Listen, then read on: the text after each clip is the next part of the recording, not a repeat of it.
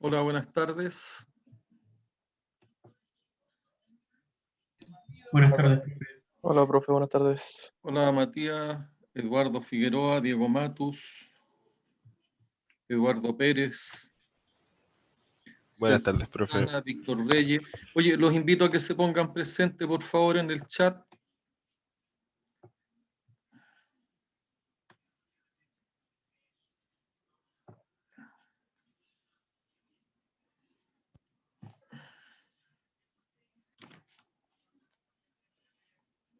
Bien, vamos a dar inicio a la clase previa a lo que es el certamen. En esta, fundamentalmente, y donde le voy a poner el mayor énfasis yo, es en lo relacionado con la parte contaminación en la parte lubricantes, y particularmente cómo usar algunas normas como la ISO 4406, que tiene relación con contaminación de lubricante, como una herramienta de aplicación para lo que es el mantenimiento predictivo, ¿ya? Entonces, vamos a hacer un breve resumen de lo que vimos durante la mañana. Del certamen anterior, señalarles, ¿cierto?, algunos temas para los que no estuvieron durante la mañana, que vamos a ver particularmente para el certamen, y me interesa que se preocupen de ver en relación a los tipos de mantenimiento, donde en particular me interesa que vean todo lo relacionado con el mantenimiento predictivo, el cuándo aplicarlo, cómo se aplica y cuáles son las herramientas utilizadas, cuáles son las ventajas en general y en específico en relación a lo que es el mantenimiento, en relación a lo que es el mantenimiento del tipo preventivo, y vamos a pedir un ejemplo de aplicación en algún equipo o en algún proceso industrial relacionado con la tarea 1 en la cual ustedes participaron y desarrollaron. Quiero señalarles la importancia que tiene el tema de la tarea 1 para que ustedes se involucren, los que no participaron o la vieron muy, muy de lejos, el tema del desarrollo de la tarea 1, porque tiene una importancia sumamente vital para lo que es el desarrollo de todo lo que es el certamen. Otro aspecto que conversamos en la mañana y que lo vimos, ¿cierto?, en todo lo que son los elementos necesarios para lo que es el cumplimiento de la promesa, desde lo que es la identificación de necesidades, algunos métodos para resolver las necesidades o los problemas en base a lo que es la ISO 31000. También ver, ¿cierto?, en torno a lo que es el ciclo de trabajo de mantenimiento, donde tenemos desde lo que es la etapa de prefactibilidad y factibilidad asociado a los costos CAPEX, y lo que es la etapa de explotación del proyecto asociado a los costos OPEX, donde interesa fundamentalmente que ustedes se preocupen de identificar, ¿cierto?, y explicar cuáles son los aspectos relevantes a considerar desde el punto de vista de lo que es el mantenimiento, ya sea desde la etapa más temprana de lo que es la ingeniería, hasta considerarlo, ¿cierto?, en lo que es la puesta en marcha, el precomisionamiento y el comisionamiento de los proyectos. Considerando esos aspectos, ¿cierto?, conversamos también de que era importante identificar todo lo que está relacionado con el análisis del ciclo de vida, y particularmente hablamos de lo que es la confiabilidad operacional y cómo lograr el nivel de confiabilidad operacional óptimo de un proyecto, ¿ya? Fundamentalmente conversamos, ¿cierto?, en la gráfica donde se presenta el nivel de inversiones versus costo, en que observamos, ¿cierto?, una de las curvas que analiza el tema relacionado que a mayor confiabilidad se requiere mayor inversiones que están relacionadas con confiabilidad humana. En la medida que yo quiero mayor confiabilidad operacional, tengo que invertir más en confiabilidad humana. En la medida que yo quiero mayor confiabilidad, tengo que invertir también más en confiabilidad de proceso. En la medida que yo quiero más confiabilidad, tengo que invertir más en lo que es confiabilidad de equipos, y en la medida que yo necesito también mejorar confiabilidad, tengo que actuar sobre lo que es el concepto de la mantenibilidad.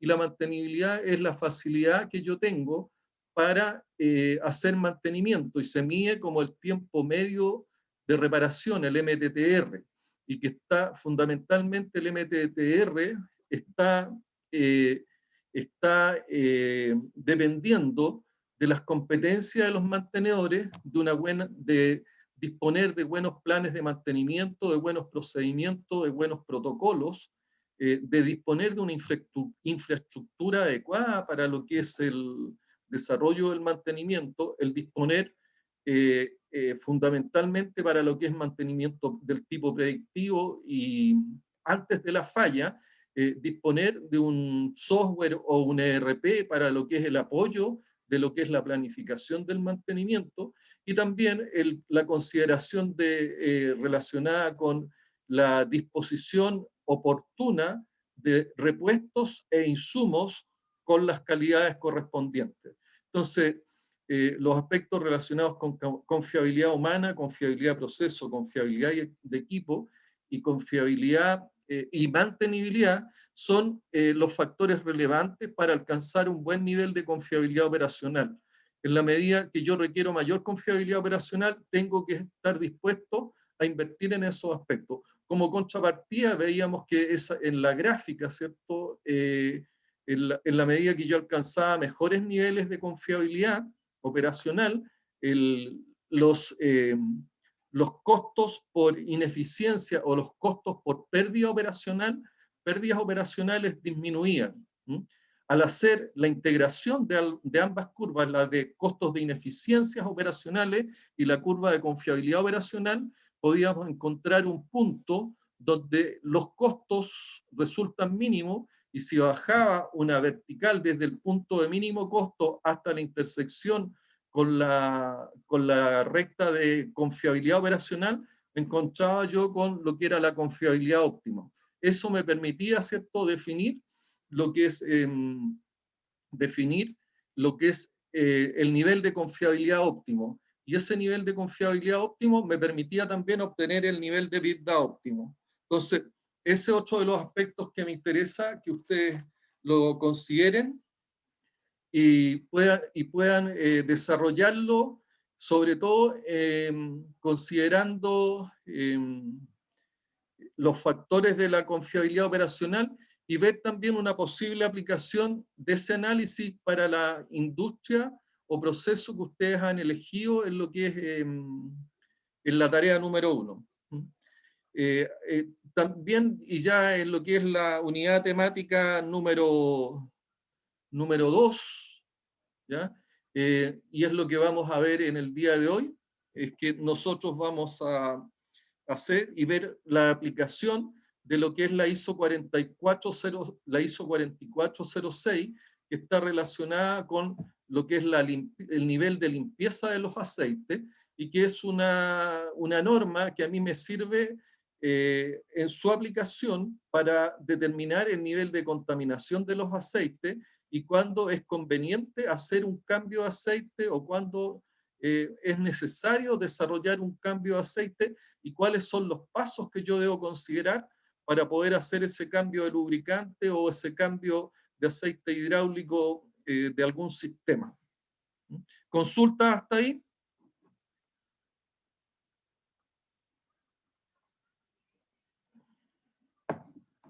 Eduardo, ¿alguna pregunta?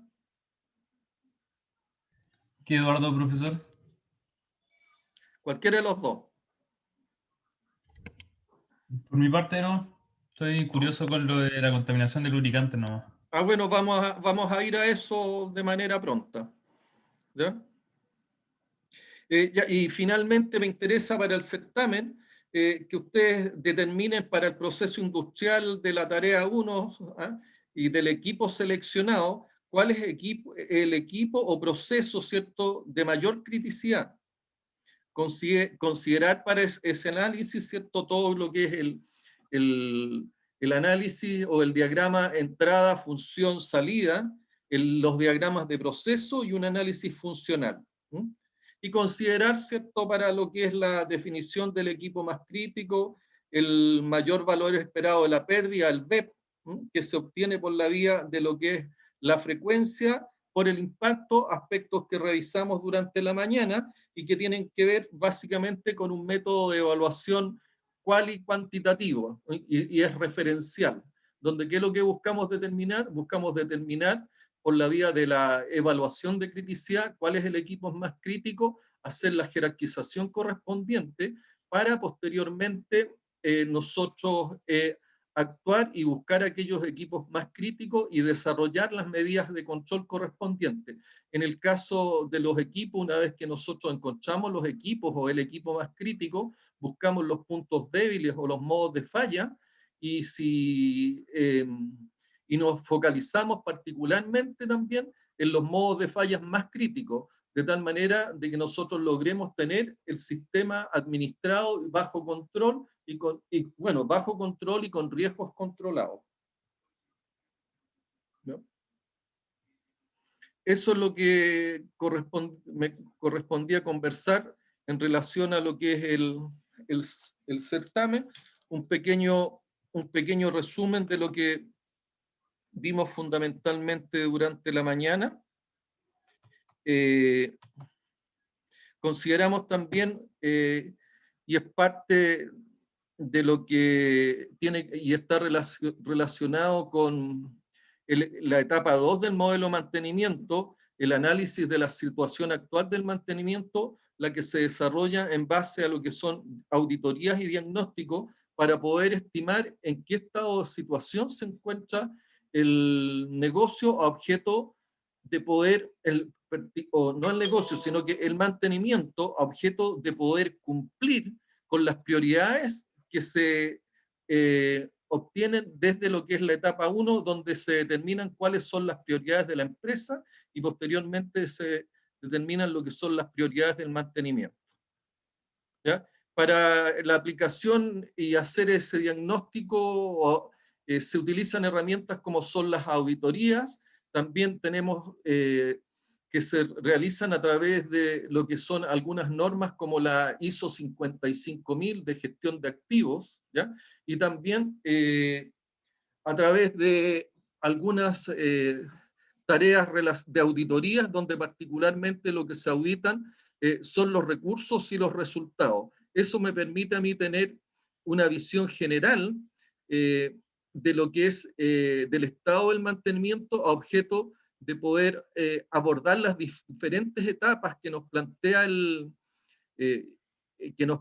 modelo y lograr poder cumplir con la promesa, es decir, poder cumplir con los resultados que exige el negocio, con eso alcanzar los objetivos estratégicos, la misión y la visión de la empresa. ¿Qué es la gestión de activos? Son actividades sistemáticas, coordinadas y prácticas a través de las cuales una organización en forma óptima, ya óptima desde el punto de vista económico, óptima desde el punto de vista de lo que es la sustentabilidad, la sostenibilidad y la competitividad, logra administrar sus activos y los sistemas de desempeño asociados, incorporando elementos como son riesgos e inversiones, sobre todo su ciclo de vida, con el propósito de alcanzar el plan estratégico organizacional y con ello, ¿cierto?, cumplir lo que es la promesa, su visión, su propósito estratégico, su misión. La gestión de activos, dependiendo, ¿cierto?, del nivel jerárquico donde se esté desarrollando, tiene distintos roles. En el nivel de carácter estratégico organizacional está todo lo relacionado con la gestión corporativa de la organización. Fundamentalmente aquí se define el plan de negocio, ¿no? Y ese plan de negocio da lugar, ¿cierto?, a la necesidad de equipos, sistemas e instalaciones que permiten la factibilidad técnica para poder desarrollar las actividades operativas y con ello cumplir la promesa, ¿ya? Por lo tanto, todo lo que es el plan, las metas estratégicas, los objetivos estratégicos están a los más altos niveles de la organización y sobre todo en lo que son las grandes corporaciones. En un segundo plano está todo lo que es la gestión del portafolio o el portfolio de los activos. fundamentalmente está asociado, ¿cierto?, a los niveles de carácter gerencial, donde está todo lo que está relacionado con la optimización de la inversión del capital y la planificación de lo que es la sustentabilidad y hoy en día también los aspectos relacionados con sostenibilidad y competitividad. Es decir, es aquí donde se define también lo que es la integridad operacional de la corporación.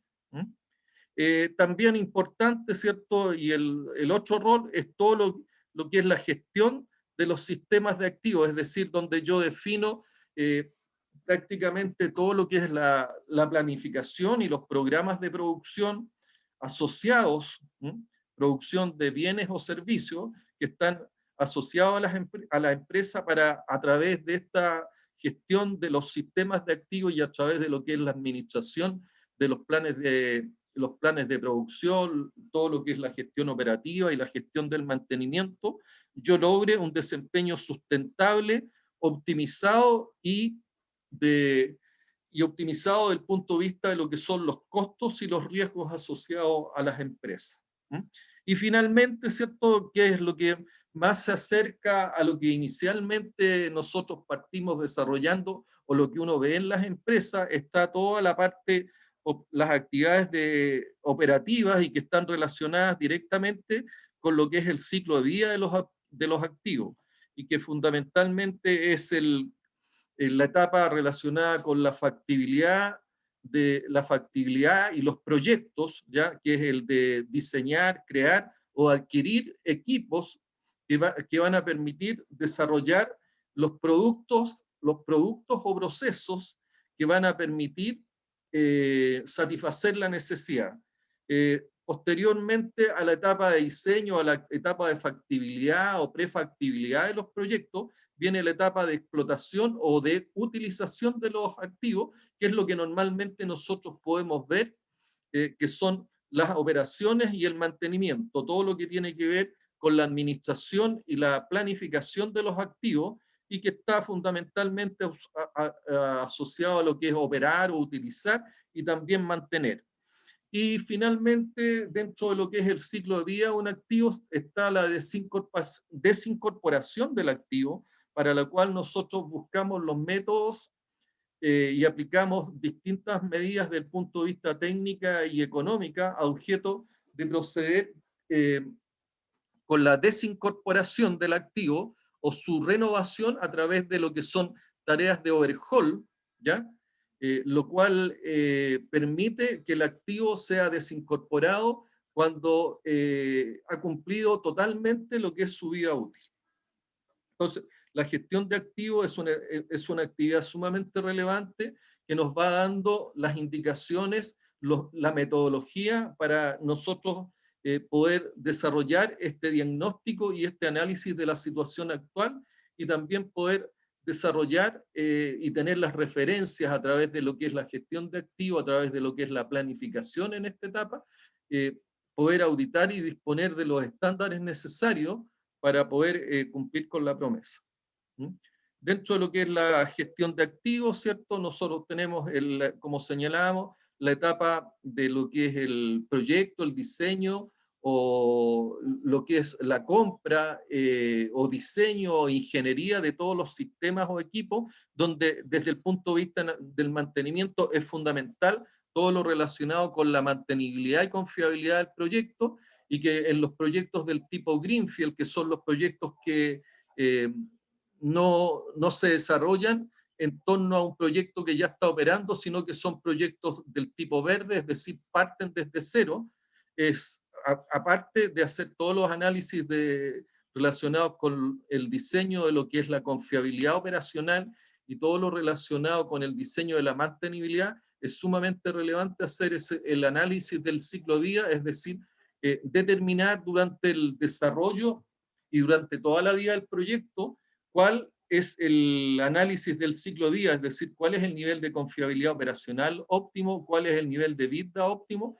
que se debe desarrollar, ¿ya?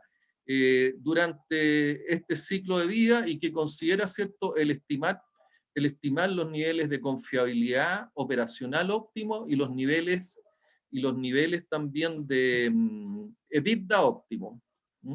Aspectos que discutimos de manera lata durante la mañana.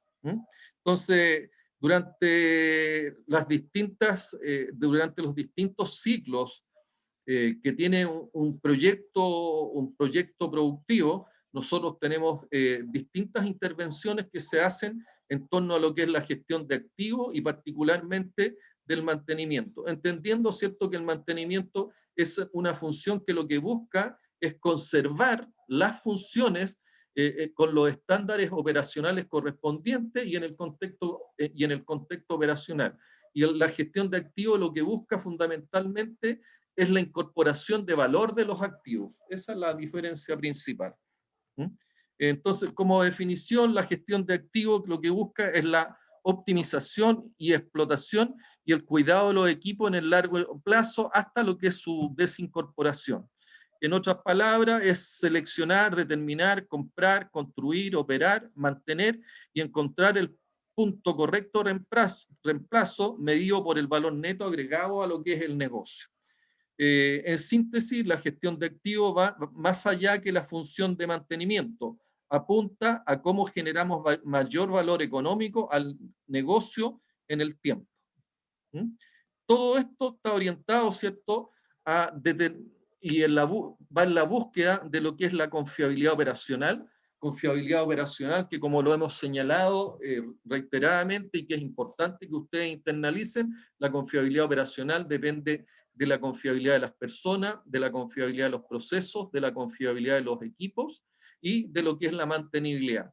Todos estos factores contribuyen, ¿cierto?, a lo que es la integridad operacional que busca la excelencia operacional a través de la maximización o determinación del EBITDA óptimo a través de aspectos relacionados con sostenibilidad y sustentabilidad, considerando, ¿cierto?, en la sustentabilidad aspectos relacionados con el HSEC.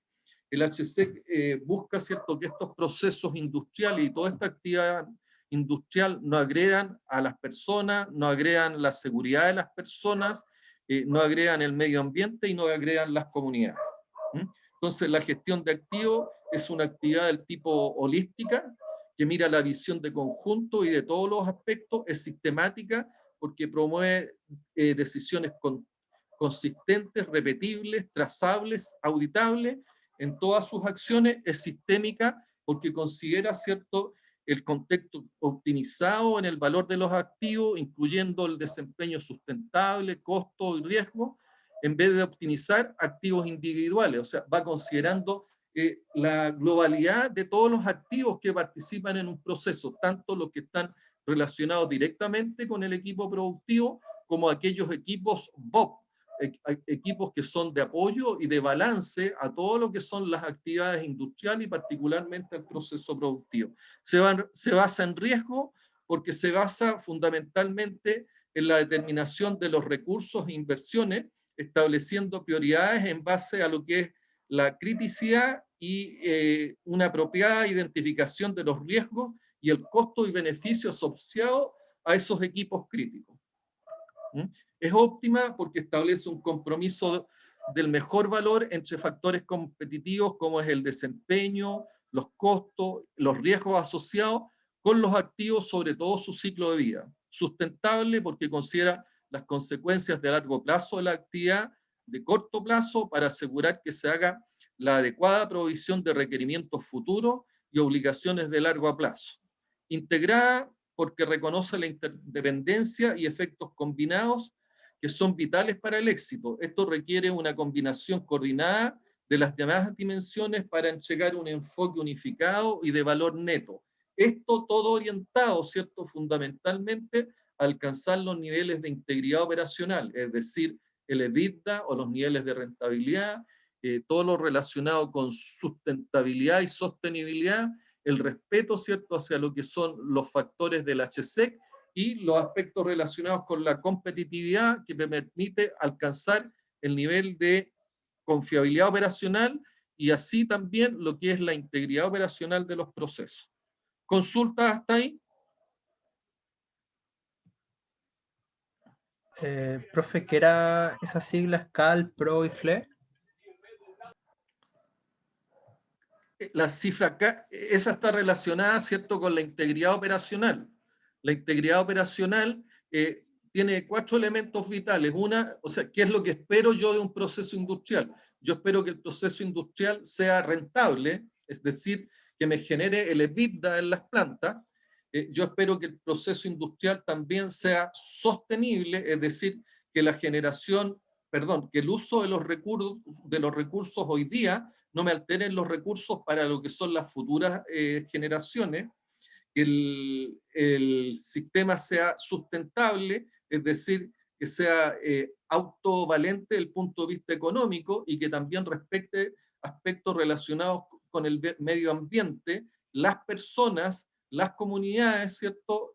Y me dé lugar a un proyecto sano. Y lo que tú me preguntas particularmente está relacionado con el efecto de lo que es la integridad operacional a través de lo que es la competitividad. Y la competitividad considera 3 aspectos fundamentales: la calidad, que es el CA, la productividad, que tiene relación con la cantidad de recursos que yo utilizo para obtener un determinado bien o servicio, ¿ya? Y los recursos están asociados a tiempo, a mano de obra, dinero, y el concepto de flexibilidad, ¿ya? Todos estos conceptos están muy relacionados con lo que es la permanencia de la empresa en el mercado. Si una empresa no es competitiva, difícilmente va a mantenerse en el mercado, pero si una empresa no es competitiva, no solamente va a significar la salida de la empresa del mercado, sino que significa todo un problema económico, tanto para los trabajadores de la empresa como para los stakeholders, que son los grupos de interés. ¿Te queda claro? Sí, profe, súper. Más consultas, dígame. ¿Qué pasa cuando un activo se ya deja de utilizar? Así, de manera, desde la experiencia, ¿se vende por chatarra o qué sería? O sea, lo primero, un activo, y sobre todo los activos principales, pueden durar eternamente, ¿ya? La realidad es que en la medida que yo los opere, haga una buena gestión de activos y los mantenga bien, ¿ya? El activo va a permanecer. Entonces, pero ¿qué es lo importante desde el punto de vista de lo que es la gestión de activos? Que yo logre rescatar el máximo valor. Cuando yo no logro rescatar el máximo valor, es posible, ¿cierto? Y hago todo un análisis de desincorporación y tengo siempre algún activo retador, ¿no? Y un activo retador significa que yo lo cambio por un activo a lo mejor de distinta tecnología, ¿ya? O en definitiva, ¿cierto? Es la desincorporación del activo la hago teniendo dos alternativas. Una, la incorporación de un nuevo activo que me cumpla la función, ¿ya? Que le está encomendada al activo de desincorporar, o por otro lado, yo puedo realizar, y que también es una evaluación económica y técnica que debo hacer, puedo hacer un overhaul. El overhaul es una alternativa también de reemplazo, a lo que es el reemplazo de un equipo. Y el overhaul consiste en volver al equipo a su estado original. Pero si yo no logro, en definitiva, no logro mantener el activo, ¿cierto? No logro recuperarlo a su estado original, o el activo me está generando alguna condición ya que tecnológicamente no es sustentable. Es decir, yo tengo muchos equipos que desde el punto de vista del uso, todo lo que pasa con los equipos de las termoeléctricas hoy en día, las turbinas, ¿cierto? Que están hoy en día todavía en uso. Muchas de esas turbinas, debido al tipo de combustible que utilizan para sus operaciones, necesariamente van a tener que salir, ¿ya? Y eso independiente, ¿cierto?, de que la turbina pueda seguir cumpliendo la misma función actualmente, los niveles de contaminación que se generan en su utilización hoy día están fuera de norma, por lo tanto tienen que salir. Y evidentemente uno podría pensar en usarlo, pero tenemos el problema que si están fuera de la ley, a mí me puede significar grandes multas y me pueden quitar inclusive la licencia para operar, qué está pasando con las generadoras, ¿cierto? Las generadoras eléctricas, estas que son en base a combustibles fósiles, petróleo, carbón, gas.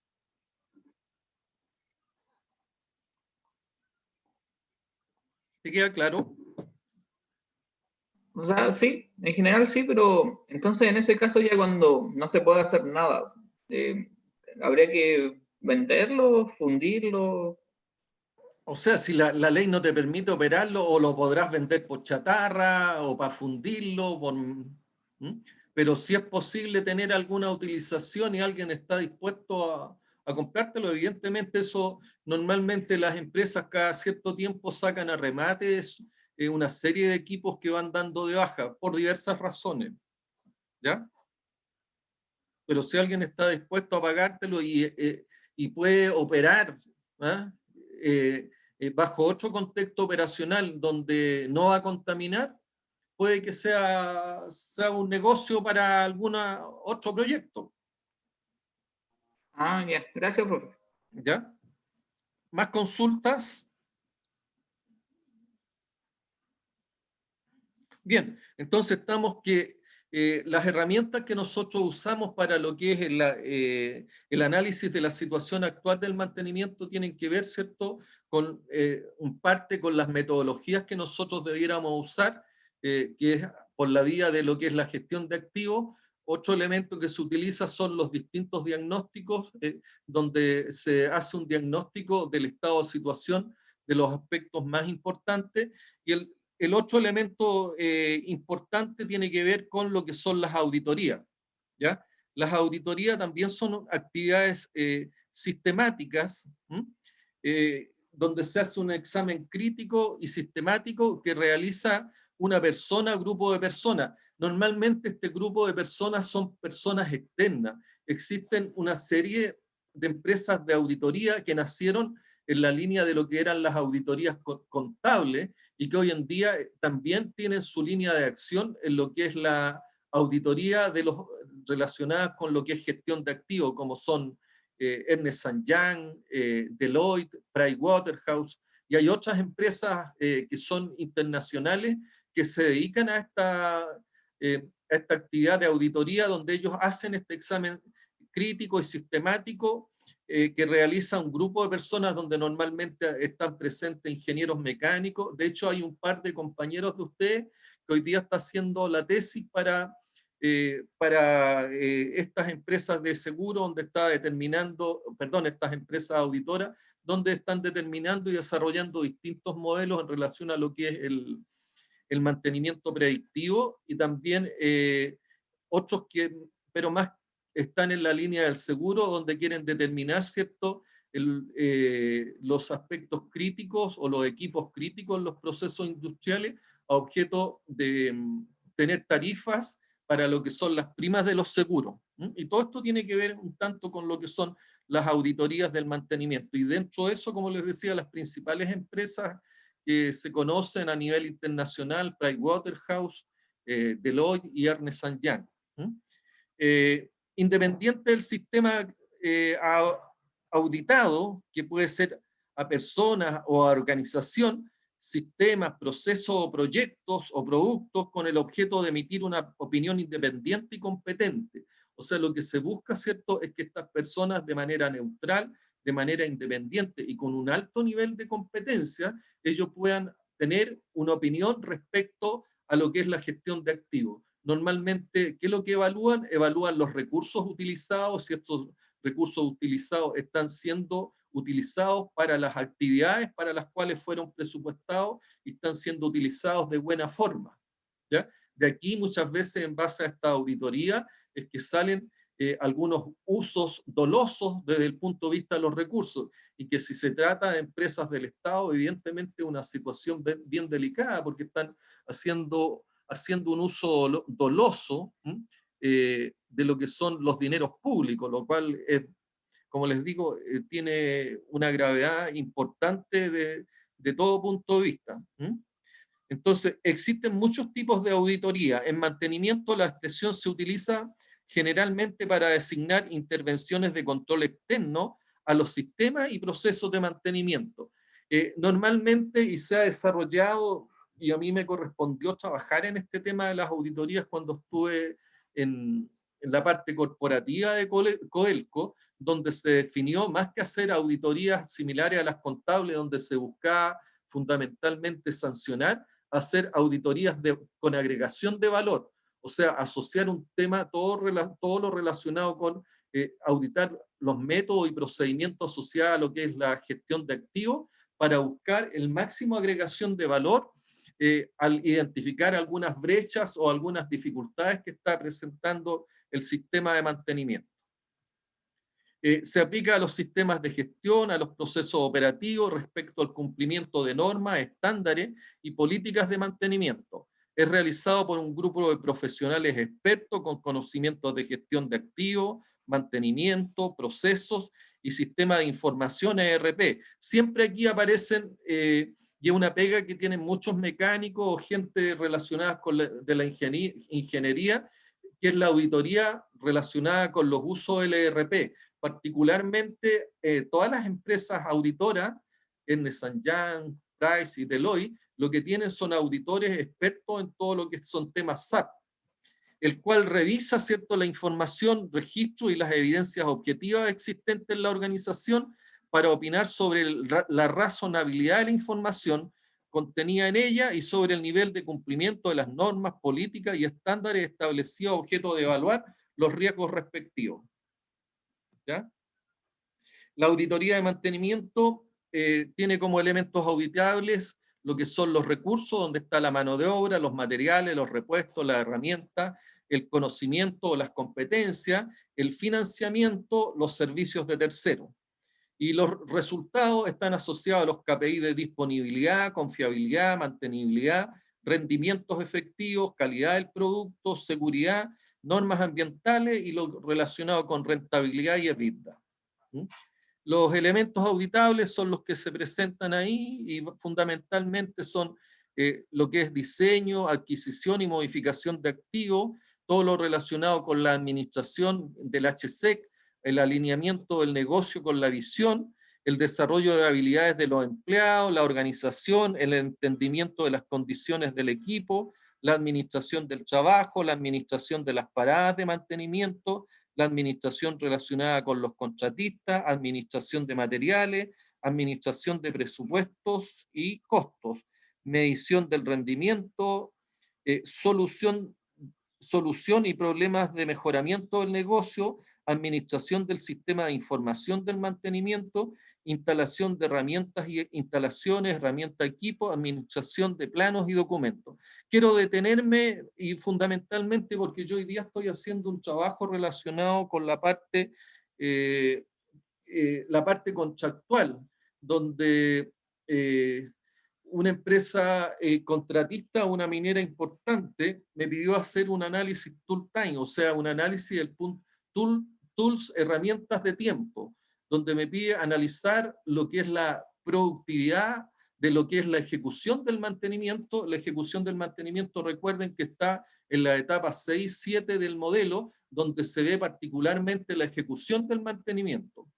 Y a través de lo que es esta herramienta Tooltime, donde se tiene un tiempo disponible, el tiempo disponible está relacionado con el tiempo nominal, menos los horarios de almuerzo, más los tiempos de traslado, ida y vuelta para lo que es el almuerzo, lo que da un tiempo disponible. A ese tiempo disponible nosotros le descontamos una serie de tiempos relacionados con operaciones de bloqueo, bloqueos de energía me refiero, a lo que es cambio de ropa, a lo que son cambios de ropa de los mismos trabajadores, que también descuenta del tiempo disponible, todo lo relacionado con interferencias con las operaciones, que muchas veces los equipos no se entregan en el tiempo disponible, ¿ya?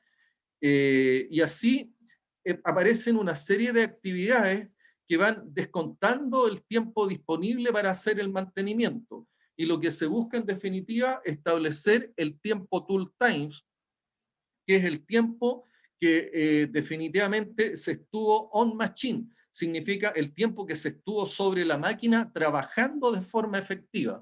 Y ese es un porcentaje del tiempo sobre el tiempo disponible.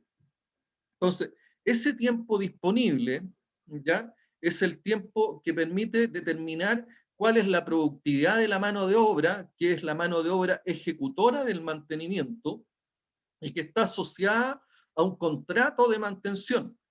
Entonces, la pregunta y la sugerencia, es decirle al contratista, oye, ustedes están alineados con el mandante, es decir, con la empresa que los contrató para la ejecución, respecto a que ese tiempo tool time, que es el tiempo efectivo sobre la máquina, es un tiempo adecuado para cumplir con la promesa que tiene la empresa mandante.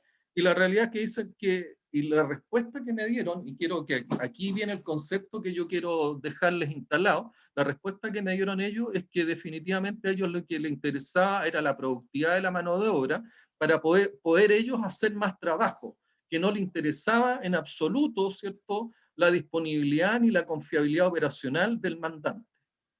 ¿Qué le parece eso, Bastián?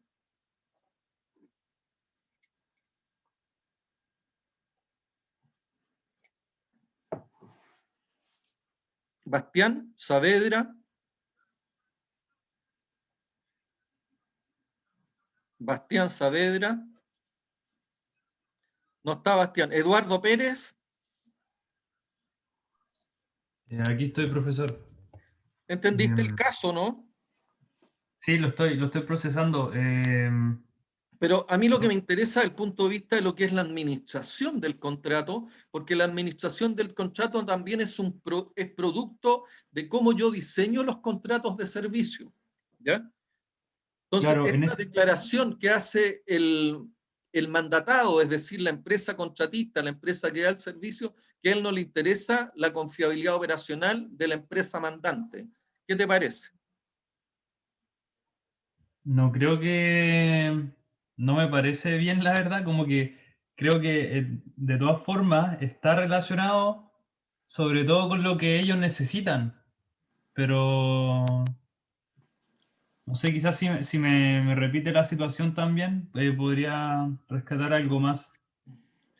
Es que ellos están buscando, ¿cierto?, un tiempo relacionado con la productividad que tienen de la mano de obra, pero no relacionan esa productividad de la mano de obra, ¿ya? Por ejemplo, ¿qué es lo que señalan? Muchas veces los equipos son entregados por las operaciones, que los operadores son parte de la empresa mandante, se demoran más en la entrega, por lo tanto ellos le reducen el tiempo efectivo que pueden estar sobre la máquina. ¿Ya? Entonces, ¿qué es lo que dice el contratista? El contratista dice que lo que busca es aumentar la productividad de la mano de obra, pero ¿la podrán aumentar la productividad de la mano de obra si los operadores de la empresa mandante le continúan entregando, ¿cierto? Y tampoco tienen ninguna motivación, porque la motivación de ellos, de los operadores, es seguir produciendo. Y cuando le paran el equipo, él se ve mermada la producción y por lo tanto sus intereses, su convenio de desempeño se puede ver afectado. Claro, eso lo dice la empresa contratista. Ahí yo relaté, por un lado, la empresa contratista, pero por otro lado, la acción que hacen los operadores de atrasar la entrega de los equipos para lo que es el mantenimiento. Claro, pero esos operadores no son de la empresa contratista, son de El la... mandante. Ya. Mm. Bueno, como usted dijo, no, tampoco sé cómo será el detalle de la administración de contrato, pero yo creo que por ahí debería ir el problema, como las gestiones que hacen entre las dos entidades, por decirlo así.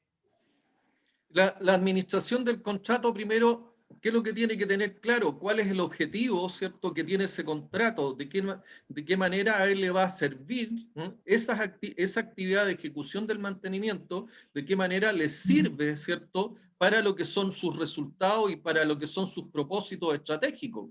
¿De qué manera le servirá este contrato de mantenimiento a la empresa mandante? Claro, es el objetivo principal, pues porque no, para mantener la promesa de la misma empresa, Pero, necesita, no sé si flexibilizar, pero porque como usted dijo que se hacía, no sé, un poco burocrático, quizás habían pérdidas de tiempo innecesarias, pero por parte del mandante. Entonces, creo que ellos quizás tienen una visión errada de que es para su propio beneficio o su propia producción, en el fondo. bueno, a ver, aquí viene, cuando yo administro un contrato, ¿cierto? Pasa lo mismo cuando yo desarrollo un proyecto o opero un proyecto, ¿ya? Yo debo tener claro también cómo fue diseñado, ¿ya? Cuáles son los parámetros de operación considerados, y hay toda una capacitación al respecto. Cuando yo administro un contrato, debo tener muy claro también cómo fue diseñado, ¿ya? ¿Y para qué fue diseñado? ¿Cuáles son los objetivos del contrato? ¿Ya? ¿Por qué? Porque en este caso nos encontramos que donde debiera haber una relación de mutuo beneficio, es decir, donde debiera imperar todo lo relacionado con el win-to-win, ¿ya? El ganar-ganar, hoy en día existe, oye, yo gano y no me importa lo que pase con mi socio, ¿ya?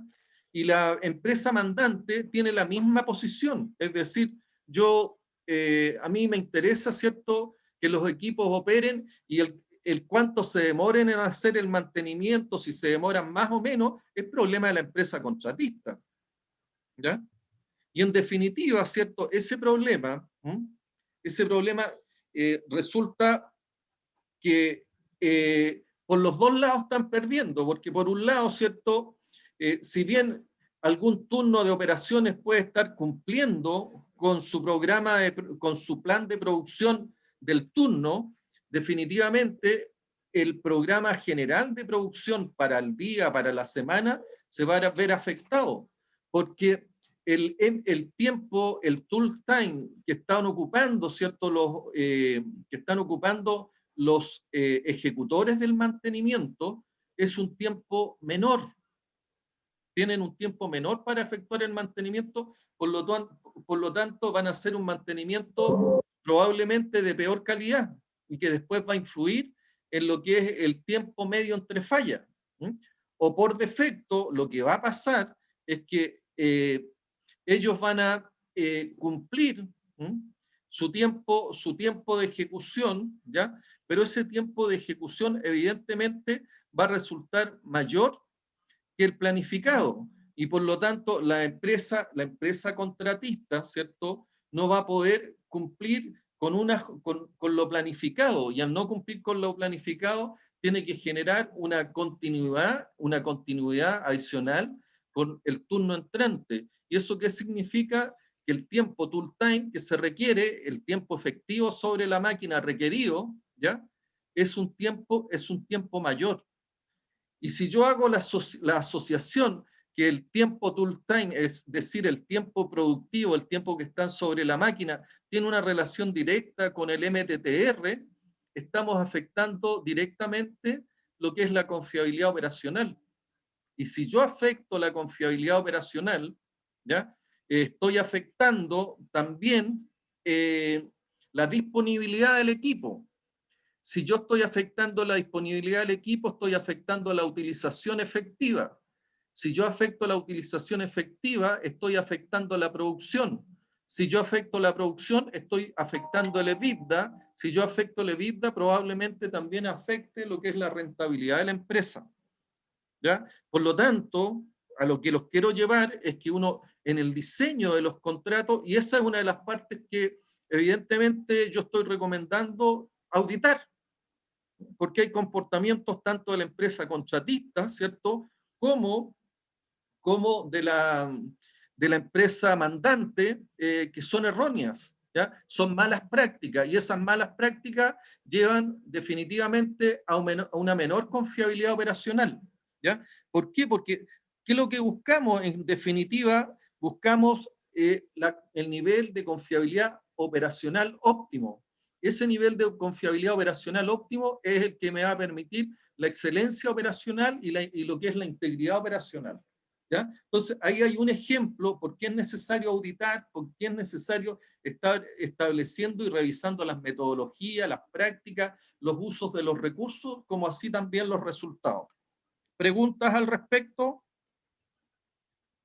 Eduardo, Yo tengo, dígame. profesor, que, bueno, tampoco no creo que esté relacionado con el diseño del contrato, pero también creo que es difícil transmitir esas nociones como desde el administrador del contrato, por decir así, hasta los operadores que realizan los cambios e influyen en el tool time.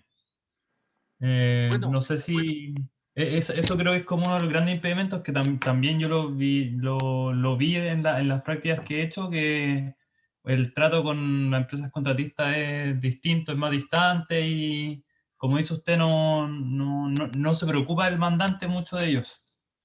es ahí donde está el error, porque si ustedes se fijan, ese tiempo tool time que es de productividad para la empresa contratista, ese tiempo tool time es el tiempo medio de reparación que tiene la empresa mandante, ¿ya? Y si el tiempo medio de reparación no se cumple, va a afectar la confiabilidad operacional.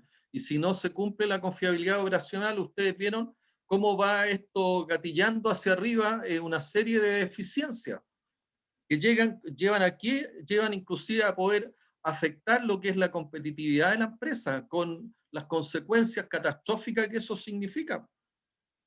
Entonces, el mensaje que hay acá, ¿ya? Y es el mensaje que yo voy a transmitir, porque de hecho, previo a iniciar esta clase, estaba trabajando en el informe final de ese tool time, donde yo precisamente lo que quiero mostrarles es que el tiempo que ocupa el contratista para lo que es sobre la máquina es el tiempo relacionado con el MTTR, el tiempo medio de reparación. Y el tiempo medio de reparación, ustedes han visto, es la mantenibilidad, que pega fuerte sobre la confiabilidad operacional.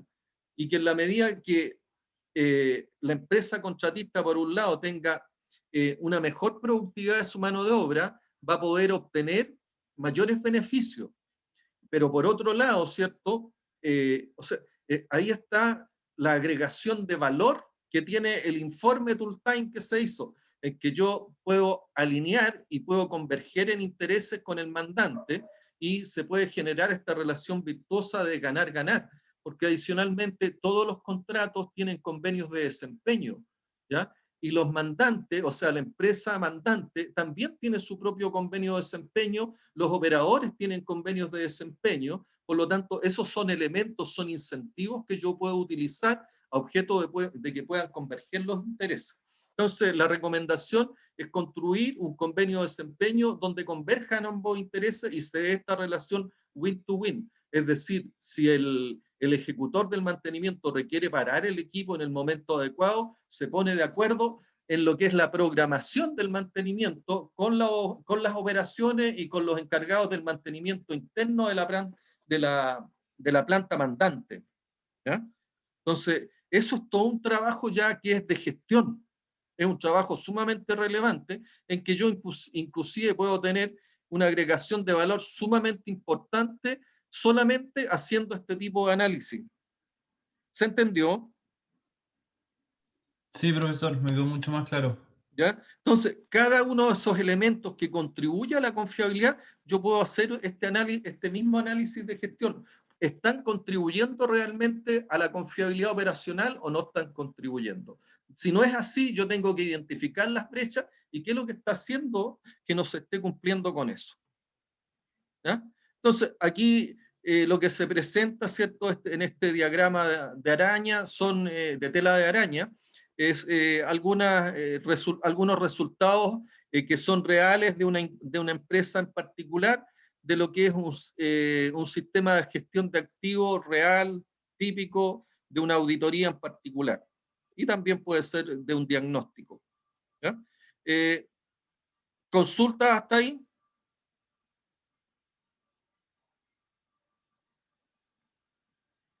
Bien, Profesor, tengo una de dígame. las auditorías en sí.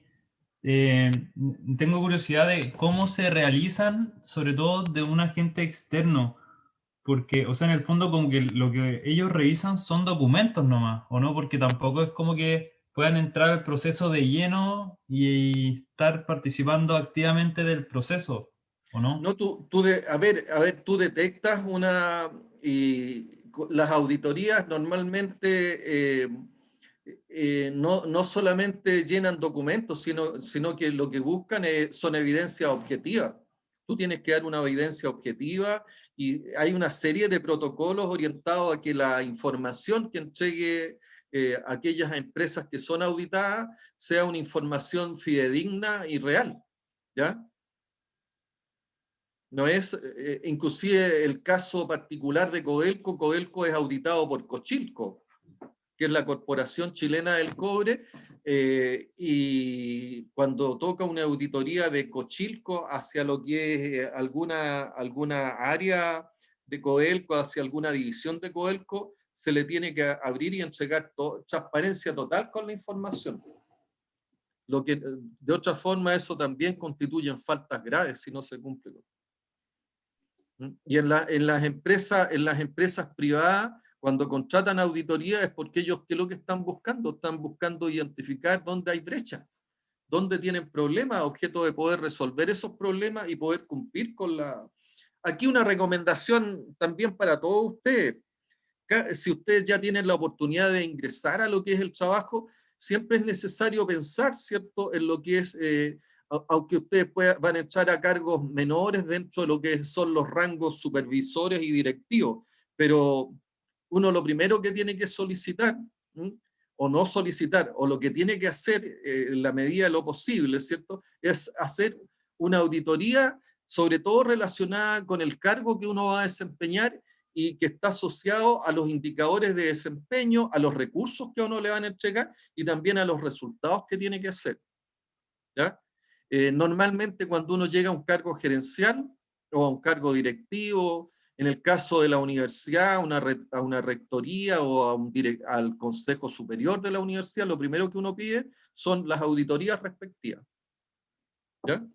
Auditorías que en muchas empresas no son de mantenimiento, pero si yo llego a un cargo de mantenimiento, a una gerencia general, a una gerencia de operaciones, evidentemente yo pido lo que son las auditorías respectivas. Y esa es una recomendación, vale la pena siempre eso tenerlo considerado. ¿Más consultas?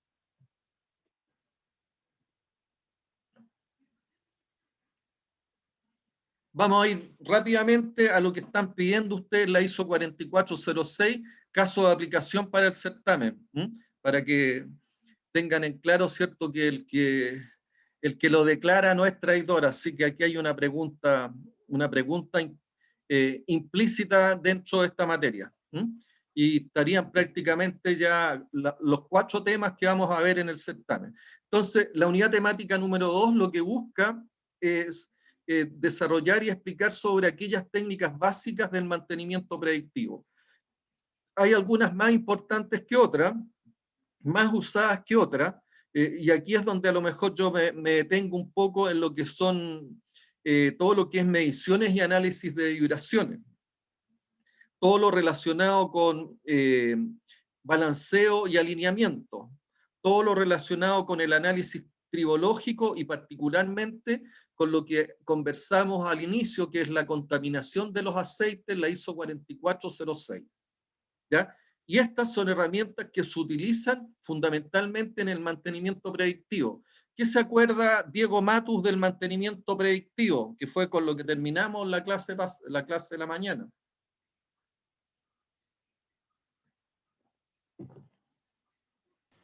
Era un mantenimiento que se hacía Mire la antes de curva que ahí, mire la se... curva ahí. La Era curva un PF mantenimiento que se hacía antes de que ocurriera la falla. es un mantenimiento del tipo, ¿cierto?, antes de la falla. Sí. ¿Ya? ¿Qué otra característica tiene ese mantenimiento?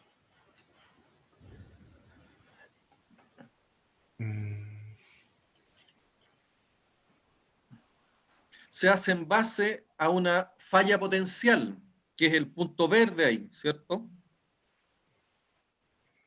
Entonces yo hago un monitoreo de condición y me doy cuenta que el estado o la condición del activo en ese punto ya declara que pudiera haber una falla potencial funcional. Se fijan que el comportamiento de la curva lo que me está indicando que la condición del activo está cayendo, sin llegar aún a lo que es la falla funcional. ¿Entiendes eso, Diego, no? Sí. ¿Ah? Sí, profe. Entonces, eso yo lo determino a través de lo que son estas herramientas no destructivas, estas herramientas que se denominan NDT. ¿Ya? Estas herramientas son el análisis de vibraciones, el análisis de aceite, donde nos vamos a detener con mayor detalle y donde me interesa que ustedes se focalicen. Análisis de temperatura, análisis de rayos X, tintas penetrantes, partículas magnéticas, rayos X, etc. Termografía. ¿Ya? Esas quizás sean las más importantes. Entonces, la tarea predictiva se desarrolla siempre y cuando el intervalo PF sea el adecuado, ¿cierto? Cuando una vez que yo detecté el potencial de falla por alguna de estas herramientas que se utilizan para predecir una falla potencial, ¿ya? Cuando yo determino esa tarea, esa falla potencial, yo debo tener un rango PF lo suficientemente amplio para yo estar monitoreando y determinar poco antes de que ocurra la falla potencial las tareas que van las tareas que van a impedir que esa falla ocurra y vamos a recuperar la condición del activo. ¿Ya? Entonces, esto nace de ciertas rutinas de inspección que salen en los programas de mantenimiento y esas rutinas de inspección pueden hacerse de manera remota, es decir, a distancia, porque hay muchos equipos, y sobre todo los equipos rotatorios, que tienen sensores de vibración que son monitoreados a distancia desde sala de control. O esas rutinas pueden hacerse de manera presencial, es decir, in situ en el terreno, donde yo voy con instrumental adecuado a hacer mediciones de temperatura, hacer mediciones de vibración o las mediciones que correspondan dependiendo del tipo de equipo, de las características del equipo que se trate y cuál herramienta yo debiera aplicar en particular. ¿Ya?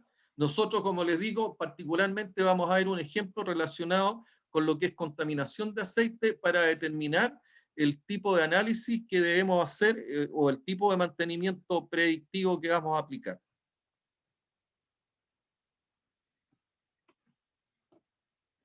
Entonces, esto fundamentalmente su aplicación está en la etapa relacionada con lo que es el ciclo de trabajo del mantenimiento, que es la etapa 6 y 7 del modelo, como se presenta acá.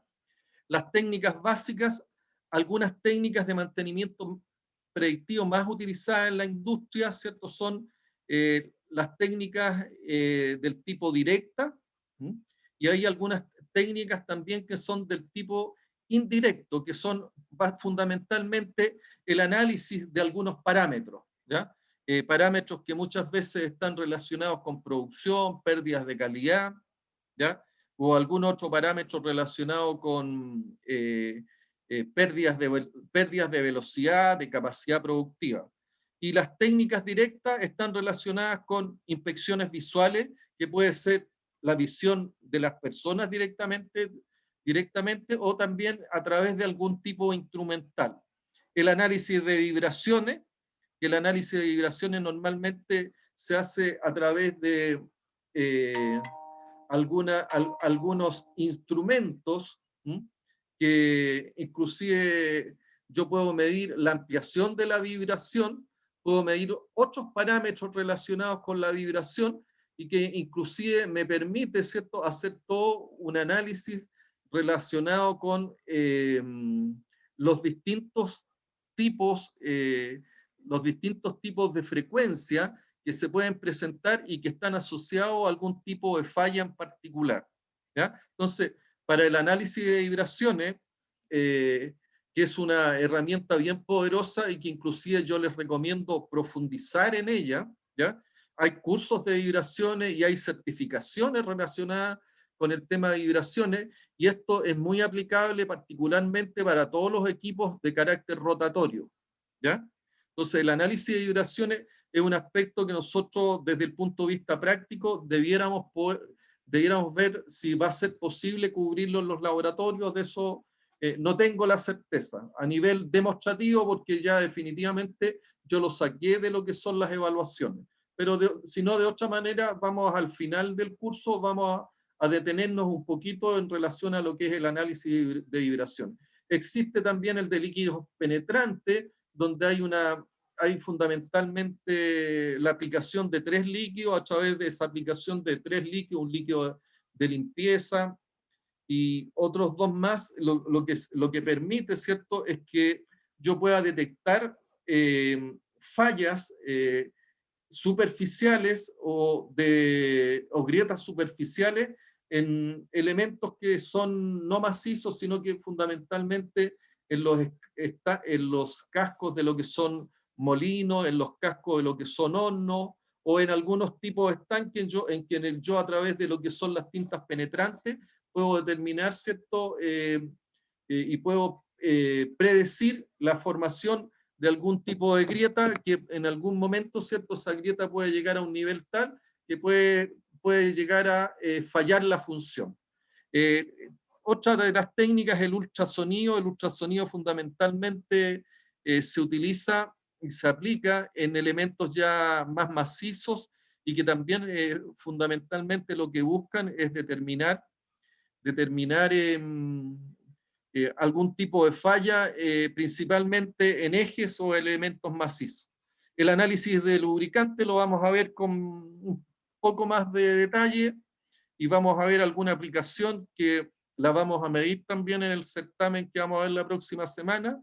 La termografía, donde uno fundamentalmente, la termografía es muy aplicable frente a fallas que pueden presentarse en algún tipo de horno, en los que son los revestimientos, los recubrimientos refractarios, que son los que de alguna manera permiten no afectar la temperatura de los metales o de la estructura metálica del horno, ¿ya?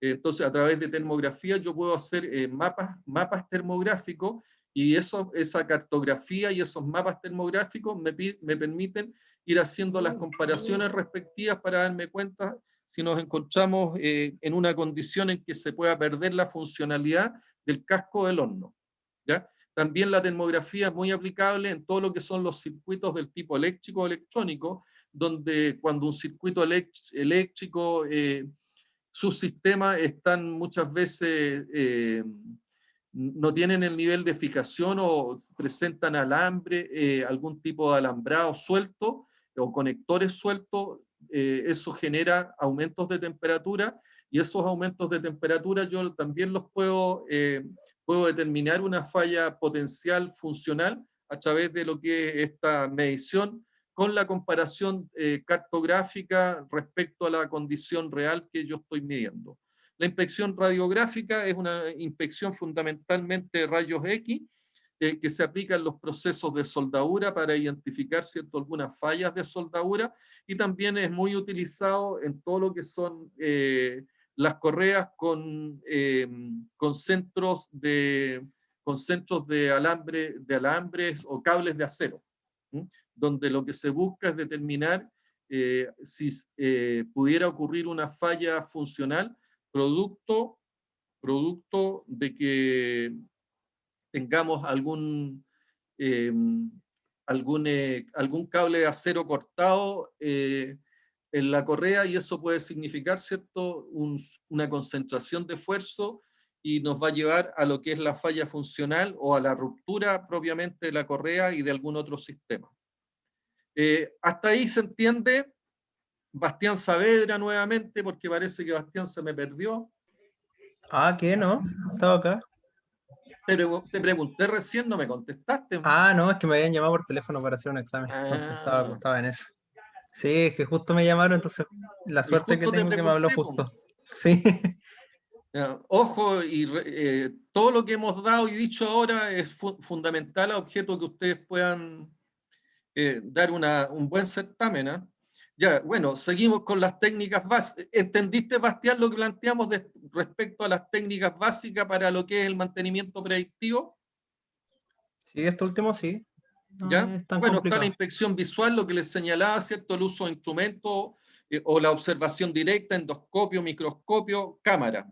Me voy a apurar porque me interesa llegar al tema de análisis de contaminación de lubricantes. El análisis de vibraciones, niveles de alerta e inadmisible. Hay una serie de normas relacionadas con todo esto. El nivel vibratorio como severidad de la falla, la lectura de espectros de frecuencia para los tipos de falla, el que de alguna manera aquí aparece todo lo que es la transformada de Fourier, famosa en todo lo que es vibraciones, que nos lleva de lo que es el espectro de tiempo a lo que es el espectro de la frecuencia, y ahí hay todo un análisis teórico que uno pudiera desarrollar, pero hay un instrumento que es el que se muestra ahí y que ya debiéramos tener de alguna manera ya más moderno, donde todo este análisis que hace Fourier de la transformada para llevarnos de lo que es el espectro del tiempo a lo que son los espectros de la frecuencia, lo hace la máquina. Entonces, ¿qué es lo que se determina muchas veces o qué determina la intensidad de la vibración, el estado de rodamiento, las temperaturas, las RPM y algunos parámetros relacionados con la vibración, ¿ya? Que nos permiten determinar cuál es el estado de la máquina o el equipo y cuáles pudieran ser, ¿cierto?, las posibles causas que me están generando ese nivel de vibraciones. Dentro de lo que son las técnicas básicas, les señalaba también lo que es el líquido penetrante, donde hay 3 tipos de líquido: la limpieza, la tinta, el revelador. El uso de tintas fluorescentes se verifica con luz ultravioleta. ¿Y para qué se aplica esta herramienta de mantenimiento predictivo? Para verificar, ¿cierto?, la presencia de grietas superficiales que pueden significarme finalmente una falla del tipo funcional. Las partículas magnéticas verifica fisuras superficiales también, al igual que las tintas penetrantes, usa un principio de lo que es la magnetización de polvos magnéticos. El defecto se observa por la discontinuidad de las partículas. El ultrasonido, que se utiliza ya para lo que son piezas más macizas, utiliza fundamentalmente el efecto Doppler aquí, las ondas de frecuencia, grietas y discontinuidades de piezas gruesas, miden tiempo de emisión y mide el tiempo de recepción. Esta es una herramienta también bastante utilizada para determinar discontinuidades en piezas macizas. La termografía que les señalaba recientemente es aplicada a los circuitos eléctricos y también aplicada a lo que son las cintas transportadoras con cables de acero. Perdón. Aquí no, la termografía se utiliza, ¿cierto?, para lo que son las superficies y las estructuras metálicas de los hornos, fundamentalmente en la parte de los cascos, para determinar, ¿cierto?, fallas que puedan existir en los ladrillos refractarios. Y también les dije en lo que es la aplicación de lo que son los circuitos y los tableros eléctricos, donde la posible falla potencial, la posible falla funcional de los sistemas eléctricos se puede dar por la soltura de algún tipo de cable, la cual se ve reflejada se ve con síntomas de altas temperaturas, la que puede ser monitoreada mediante la termografía. En la inspección radiográfica, donde se ve, ¿cierto?, en cintas transportadoras y principalmente para identificar corte de los cables de acero interiores, y también en aplicaciones de soldadura, donde yo puedo observar algún tipo de discontinuidad en los cordones de soldadura. Esas son las técnicas básicas. Nos vamos a ir fundamentalmente a lo que es el análisis de lubricante, donde la contaminación de los lubricantes, ¿cierto?, está relacionada también con síntomas de falla de algún tipo de componentes, debido a que al interior del aceite yo me puedo encontrar con distintos tipos de partículas metálicas, de distintos metales, con algún polvo contaminante, con distintos elementos que me pueden estar indicando, ¿cierto?, una posible falla o una potencial falla funcional, ¿ya? Por lo tanto, ese análisis de aceite yo lo desarrollo también de manera metodológica con lo que es la ISO 4406. La ISO 4406 es una convención fundamentalmente que nos señala la cantidad de partículas, ¿ya? Mayores a 14 micras que pueden estar en 1 mililitro de aceite, ¿ya? Y esa cantidad de partículas está asociada también a un número, a un número que en este caso, ¿cierto?, las partículas mayores a 14 micras están asociadas, en este caso particular de la imagen, al número 21. Posteriormente, uno va a una tabla y en ese número 21 puede observar la cantidad de partículas mayores a 14 micras que puede aceptar la máquina en la cual se está analizando desde el punto de vista de lo que es la contaminación de aceite. La cifra siguiente después del slash nos dice, o nos da un número, nos da un código que me lleva, ¿cierto?, al incorporarme nuevamente a la tabla, donde me dice la cantidad máxima de partículas mayores a 6 micras que es aceptable por el equipo o la máquina donde se está haciendo el análisis de aceite. Posteriormente viene el otro slash y el número 15 es un código que me está diciendo vaya a la tabla y observe cuál es la cantidad de partículas que es aceptable para el tipo de máquina en particular. Nosotros nos encontramos con máquinas, por ejemplo, motores, turbinas,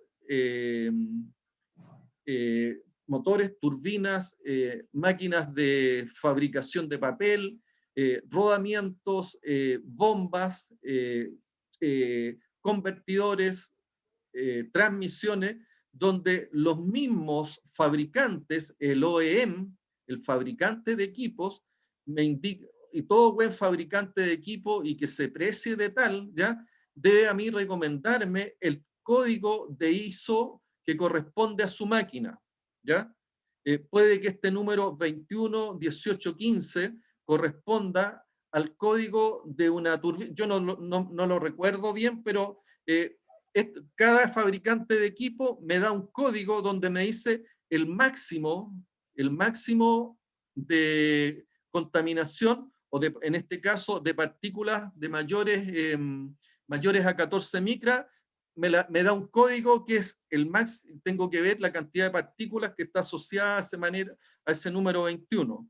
En todo caso, yo les voy a dar también la carta donde aparecen los códigos y la cantidad de partículas aceptables, ¿ya? Y esa va a depender del tipo de máquina que se trate, ¿ya?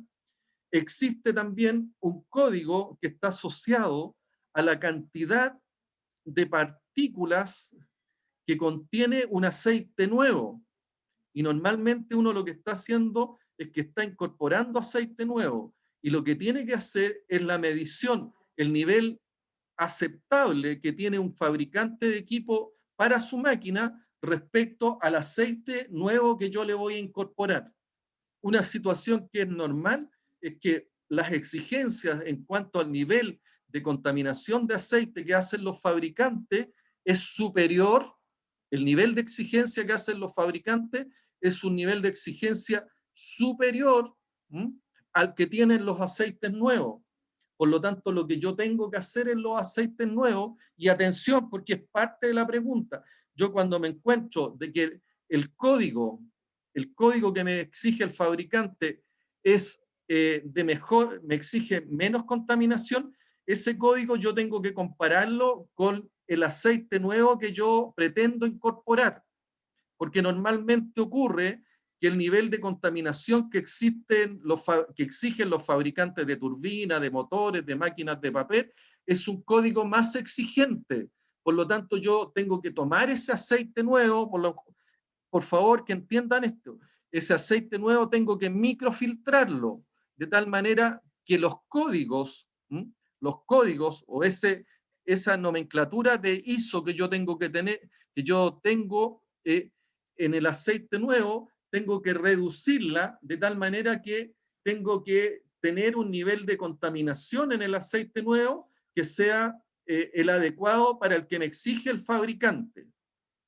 Si el código de limpieza del aceite nuevo es superior al exigido por el fabricante, yo me puedo estar exponiendo a pérdidas de garantía, ¿ya? Y una pérdida de garantía significa que ante una falla de la turbina que tiene costos cuantiosos, ¿cierto? El fabricante no me va a dar la garantía respectiva porque yo no cumplí las exigencias que me hace el OEM, ¿ya? Yo no cumplí con los estándares, no cumplí con las especificaciones relacionadas con el nivel de contaminación que tiene el lubricante nuevo que yo estoy incorporando. Por lo tanto, es necesario, previo a incorporar un lubricante nuevo en una turbina, en un motor o en una máquina de papel, ahí es donde uno tiene que hacer las evaluaciones y las cuantificaciones, poder hacer las respectivas evaluaciones. Entonces, los sistemas de lubricación lo que buscan es lubricar las partes sometidas a fricción, reducir el rozamiento y por lo tanto el desgaste y la energía consumida por este concepto. Disipar calor generado por fricción, reducir fugas internas, sellado de pieza, proteger la pieza de la corrosión, arrastrar partículas, condensado y sedimento, limpiando y controlando la formación de barro, ¿ya? La contaminación de lubricantes es por elementos metálicos procedentes del desgaste de piezas sometidas a fricción y que producen a su vez un desgaste abrasivo en los componentes. El óxido metálico procedente de la oxidación de piezas y desgaste de las mismas que originan igualmente el desgaste abrasivo. Polvos y otras impurezas que se introducen en el sistema de lubricación y proceden del medio exterior, filtros rotos, orificios, respiraderos, que se presentan, ¿cierto?, en la figura que está presente ahí. Entonces, influencia del nivel de limpieza del lubricante en la vida de un componente mecánico. Alrededor del 80% de los daños de los componentes de un sistema hidráulico se deben a la presencia de partículas. Para medir el nivel de limpieza de los lubricantes hidráulicos se han establecido varias normas internacionales, entre las cuales una de las más conocidas es la ISO 4406, que es la que vamos a utilizar nosotros, que toma como base el número de partículas mayores a 4 micras, el número de partículas mayores a 6 micras y el número de partículas mayores a 14 micras presentes en 1 mililitro de aceite.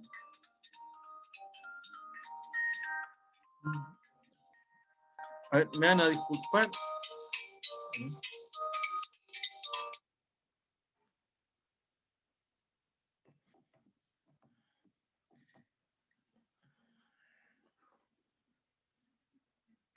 Entonces, para medir el nivel de limpieza lubricante, nosotros utilizamos, ¿cierto?, los códigos que nos presenta la ISO 4406 y que toma como base el número de partículas mayores a 4 micras, las mayores a 6 micras y las mayores a 14 micras. Existen otras normas y otras formas de abordar esto, pero la más conocida y la más utilizada es la ISO 4406. Ahora, ¿qué es lo que miden? Es el contenido de partículas en 1 mililitro de aceite, ¿ya? Entonces, la contaminación del lubricante utiliza la ISO 4406, utiliza 3 dígitos separados por un slash, ¿ya? El ejemplo de nivel de limpieza, la ISO 171512, para conocer el número de partículas, lo que les señalaba yo, correspondiente a cada dígito, es necesario consultar la tabla respectiva que consta la norma y que es la tabla siguiente. Si ustedes ven, ¿cierto?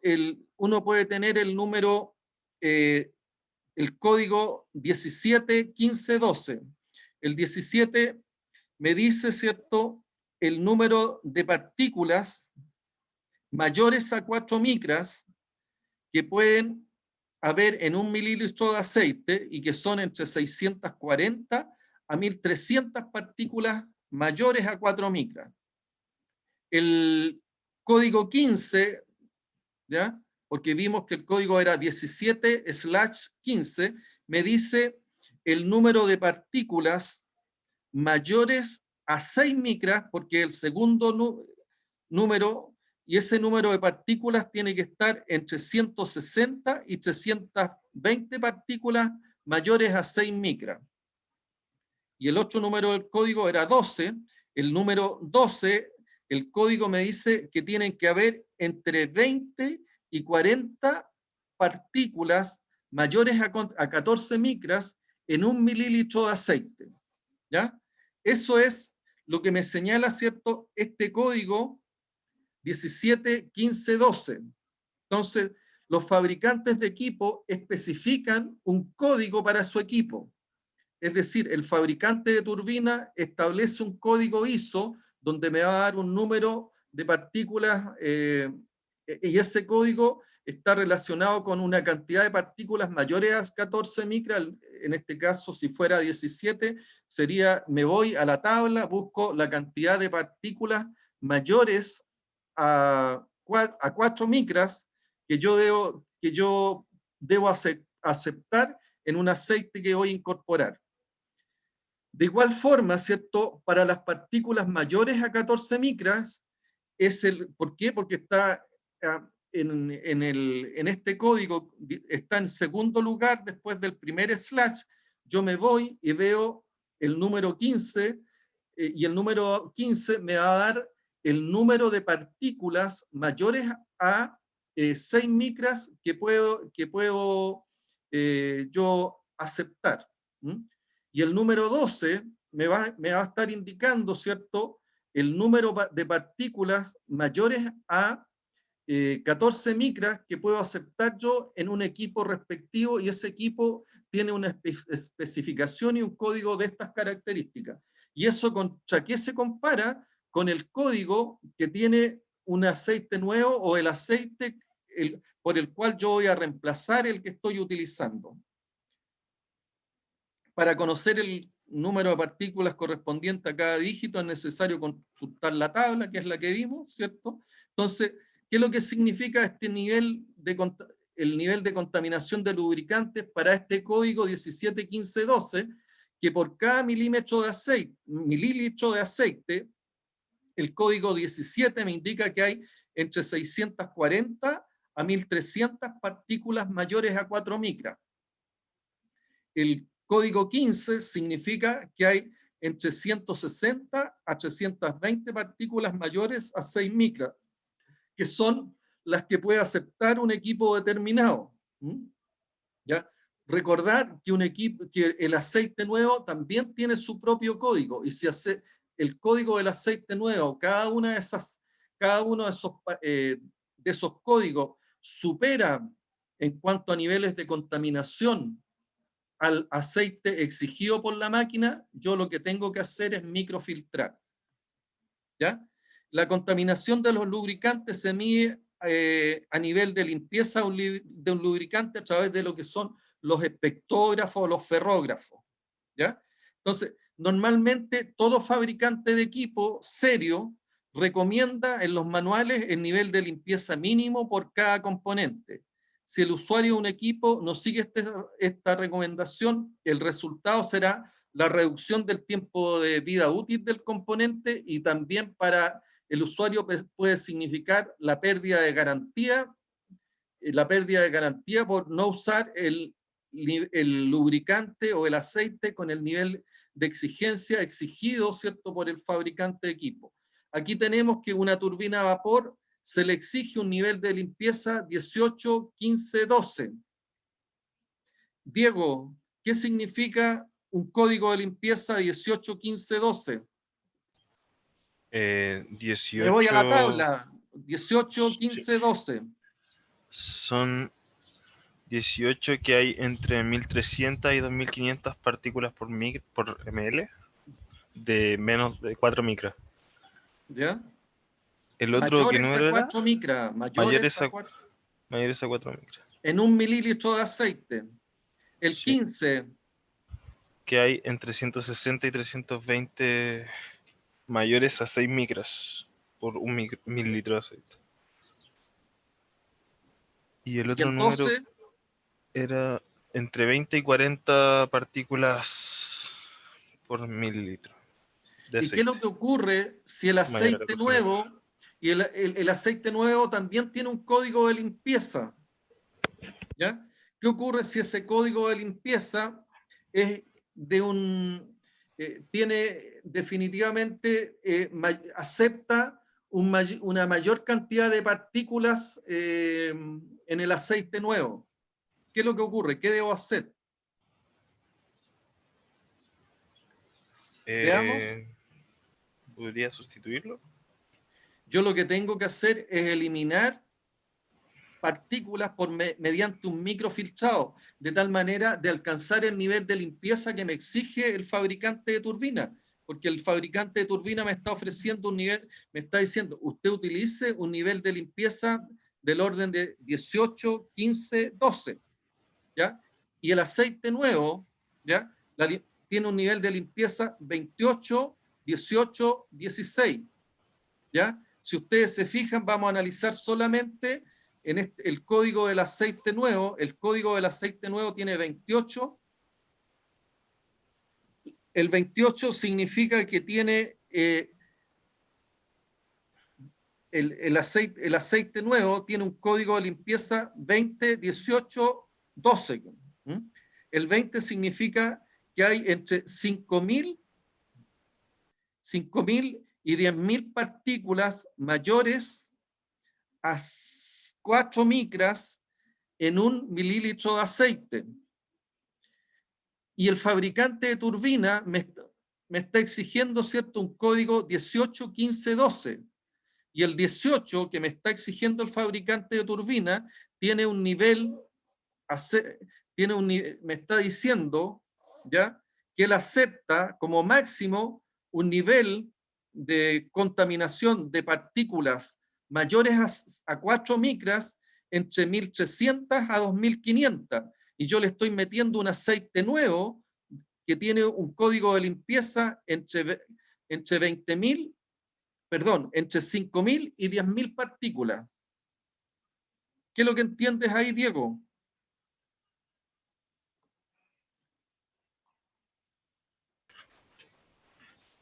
Que tengo que microfiltrarlo para... Tienes que microfiltrar para llegar al nivel de limpieza exigido. Y eso es lo que tengo que hacer para las otras, para los otros códigos, para cuando estamos hablando de partículas mayores a 6 micras y mayores a 14 micras. Normalmente todos los equipos o los fabricantes de equipos están exigiendo un nivel de limpieza superior al que me entrega el aceite nuevo. Por lo tanto, prácticamente en todos los casos yo tengo que entrar a microfiltrar para alcanzar el nivel de limpieza que me exigen los fabricantes de equipo. Eso métanselo bien en la cabeza.